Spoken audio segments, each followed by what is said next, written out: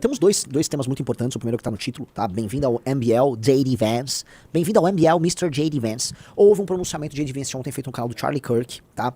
Corajoso e claro, tá? Eu abordei isso, então que se você está no Variety Plus, você já teve acesso a um belíssimo áudio meu tratando disso, mas eu vou ampliar um pouco isso com as repercussões e com as discussões que nós estamos tendo sobre o assunto, tá?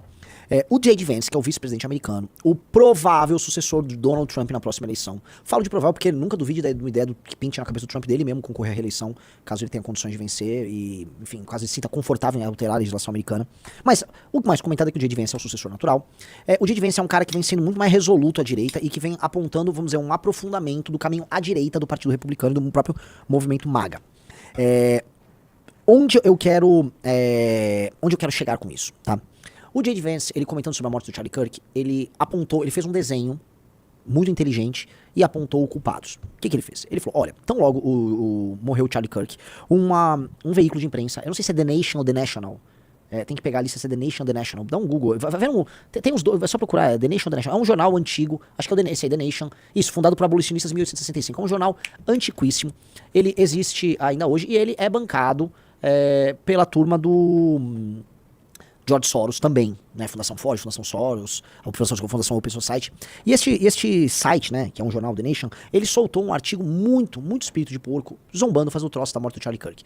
Então o J.D. Vance, ele começa falando disso. Veja, esse jornal, que basicamente está presente na história americana há muito tempo, né, esse jornal, ele foi instrumentalizado, estava fazendo piada com o nosso Charlie Kirk, e esse jornal recebe dinheiro desses grandes financiadores de movimentos revolucionários, vamos colocar aqui nesses termos, e violentos ao redor do mundo, que é o Soros, ele também cita a Fundação Ford. Então ele vai fazendo essa construção, e aí ele vai explicar que existe uma série de movimentos que são antidemocráticos, que são violentos, que praticam a violência e que preconizam a morte, e que esses caras, eles usam dinheiro tocado por fundações como o do George Soros, quando não dinheiro público. E isso ele também lembra que o próprio George Soros, né, que vive de, vamos dizer, renúncias fiscais e tal, também faz uso de recurso público nas iniciativas dele, e aí depois ele opera dentro do que interessa. Então, ele faz uma lembrança, e é inteligente, e é importante ele fazer isso, e vale aqui um paralelo, isso acontece ipsis literis no Brasil, isso acontece do mesmo jeito aqui no Brasil, talvez uma mudança aqui, outra ali, mas isso também acontece.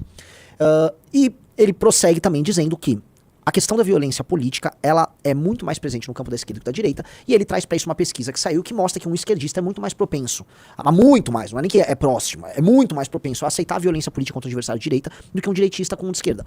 Logo, ele explica, não existe isso, nós temos um problema de polarização, não tem. Você tem um lado aceitando a violência política contra o adversário e comemorando, que é o esquerdista, e do outro, você tem apenas um pequeno percentual pensando dessa maneira. Logo, o problema está concentrado na esquerda. E logo, de acordo com ele, para que a gente possa unir os Estados Unidos, diminuir essas tensões políticas que dividem a nação, você precisa focar em quem está dando problema. Porque veja, você precisa focar em quem está dando problema, porque não é igual. Se não é igual, veja só, o seu trabalho tem que ser focado na esquerda. E isso é um raciocínio que ele fez, que é um raciocínio que a gente também faz aqui, e que a gente precisa largar de ser trouxa. Porque o nosso campo, quando vai falar sobre política, fica tentando sempre falar assim, vou fazer equalizações aqui, então, na hora de eu tratar de uma situação que já está desproporcional, eu trato com o mesmo peso, tanto um direitista quanto um esquerdista.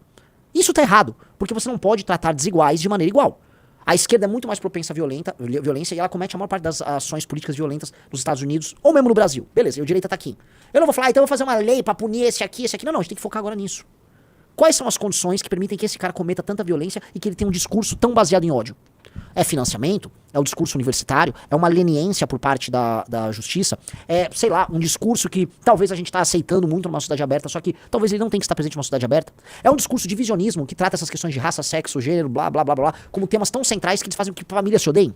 O caso do Kirk é interessante pra gente discutir isso, pra fazer essa leitura do J.D. Vance aqui, tá?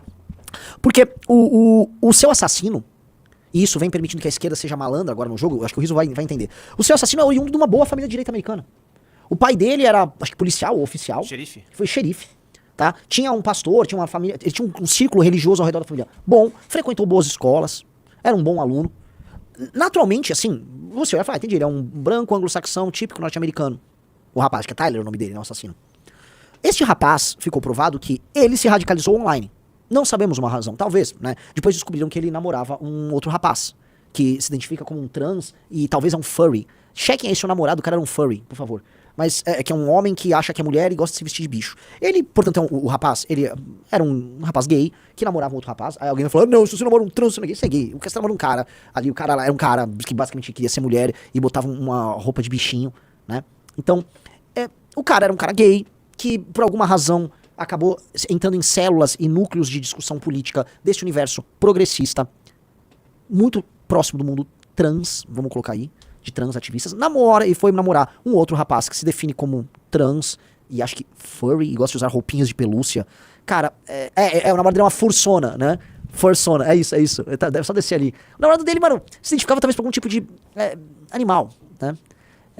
Enfim, cara. Cara, Riso, você é um cara tão normal, você gosta de jogar futebol, você tá tomando seu energético. Tipo assim, você gosta de arroz, feijão, bife, batata frita, né? Sim. Você gosta de mulher. Tipo, olha lá, o Riso tá todo normal.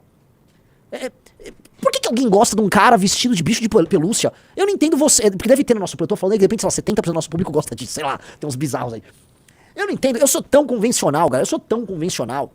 Ó, tem uma mulher bonita aqui. Pô, beleza, é uma mulher bonita. O que você gosta de comer, gente? Arroz, feijão, bife, batata frita.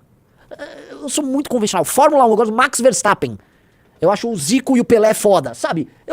Minhas preferências são tão comuns, Riso. Tá bom, gosto dos povos indo-europeus. Minhas nerdices são convencionais também. Então, esses caras aí, sei lá. Mas o fato é, esse cara foi radicalizado online. As últimas coisas que estão saindo nos Estados Unidos sobre a investigação, aí no caso do assassino, dão conta de que ele estava, vamos dizer, envolvido com alguns grupos, alguns núcleos de transativismo. O radicalismo dele não foi tão oriundo da faculdade, ele ficou pouco tempo na faculdade. Pode ser que ele tenha participado de algum tipo de núcleo ali que permitiu alguma radicalização com ele, mas foi mais online. Ele caiu em grupos de Discord desse universo da esquerda. E aí é muito engraçado, porque a esquerda aqui fica falando, o Discord, a radicalização, não, o 4chan, a ameaça em céu. Ora, você tá vendo isso acontecer no campo da esquerda. Os últimos mass shootings, muitos dos atiradores recentes que a gente teve, que com destaque na mídia, eram trans, eram atiradores de esquerda já. Então, eu tô botando isso aqui pra falar o seguinte, este caso é um caso muito perigoso pra esquerda.